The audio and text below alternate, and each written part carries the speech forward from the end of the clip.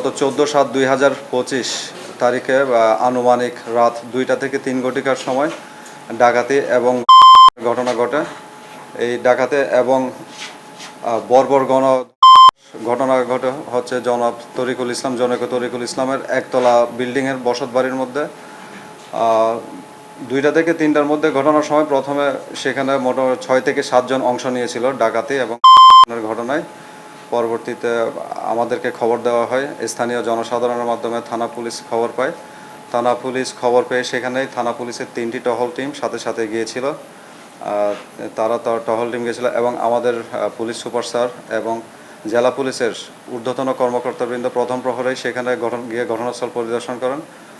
দ্রুত পুলিশের ব্যবস্থাপনায় গণধর্ষণের শিকার আমেরিকান নাগরিক ভিকটিমকে সাথে সাথে হসপিটালে নিয়ে আসা হয় এবং তাকে প্রয়োজনীয় চিকিৎসা প্রদান করা হয় এবং আলামত সংগ্রহ করা হয়।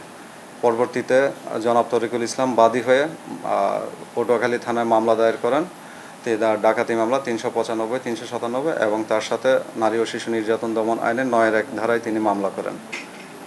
এর প্রেক্ষাপটে শুরুতে হচ্ছে 6 থেকে 7 জন ডাকাতিতে অংশ নিয়েছিল, তারা ওই দিন রাতেই 14 তারিখের আগে 13 তারিখ রাত 8:30 থেকে 10:30টার সময়ে যে ভিকটিমের পরিবার তার অপোজিটে একটি পরিত্যক্ত বিল্ডিং আছে, একতলা বিল্ডিং, সেখানে তারা একত্রিত হয়ে তারা পরিকল্পনা করতে থাকে। পরবর্তীতে তাদের মধ্যে 3 থেকে 4 জন সদস্য গিয়ে ভিকটিমের বাড়ির বারান্দার গ্রিল কাটে এবং তাদের সাথে ছিল এই সময় রেঞ্চ ছিল, সেলাই রেঞ্চ, তার 2টি শাবল ছিল, স্ক্রুড্রাইভার ছিল। তারা গ্রিল কেটে আসার পর তারপর আবার তারা পরিত্যক্ত বিল্ডিংয়ে ফেরত আসে এবং তারা সবাই মিলে যায়। এর মধ্যে 4 জন গ্রিল এর মধ্যে দিয়ে ভিতরে ঢুকে পরবর্তীতে তারা কেচি গেট ভেঙে ফেলে, শাবল দিয়ে কেচি গেট ভেঙে বাকি 2 জনও পরবর্তীতে ভিতরে প্রবেশ করে। সেখানে প্রথমে যে রুমে যায় সেখানে হচ্ছে বাদীর বোন, বাদীর মা এবং বাদীর বোনের 2 বাচ্চা ছিল।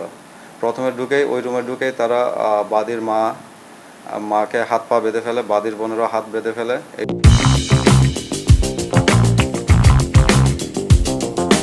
এই সময় বাদীর বোনের যে 2 বাচ্চা ছিল তারা চিৎকার করে চেঁচামেচি করে। তার চিৎকারে পাশের রুমে যে তরিকুল ইসলাম বাদী ছিল, বাদী এবং বাদীর ওয়াইফ ছিল, তিনি রুম থেকে বের হয়ে আসতে গেলে ওই সময় তাকে ধাক্কা দিয়ে তাকেও বেঁধে ফেলে, তার হাত পা মুখ এবং চোখ বেঁধে ফেলে। পরবর্তীতে তারা ওখানে ডাকাতির ঘটনা ঘটানোর পরে এই সময় তারা নগদ 50,000 টাকা এবং স্বর্ণ আনুমানিক 13 ভরির মতো স্বর্ণ তারা লুণ্ঠন করে।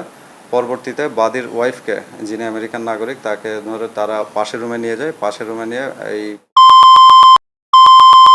ঘটনা ঘটায় পালাক। পরবর্তীতে আনুমানিক 3টা ঘটিকার আশেপাশের সময় তারা সকলে তাদেরকে হুমকি ধামকি এবং ভয়ভীতি দেখিয়ে, পুলিশকে না জানানোর জন্য ভয়ভীতি দেখিয়ে তারা ঘটনাস্থল থেকে পলায়ন করে। এই ঘটনা উদ্ধারের জন্য প্রথম থেকে আমাদের জেলা পুলিশ এবং জেলা গোয়েন্দা শাখার একাধিক টিম মাঠে কাজ করছে, অভিযান করছে। আমরা ভিকটিমের পরিবারকে জিজ্ঞাসাবাদ করেছি, স্থানীয়ভাবে তদন্ত করেছি, তথ্যপাত্র সংগ্রহ করেছি। যারা এই ঘটনা ঘটিয়েছে ডাকাত দল, তারা অত্যন্ত সুচতুর ছিল, তারা সব সময় স্থান পরিবর্তন করছিল।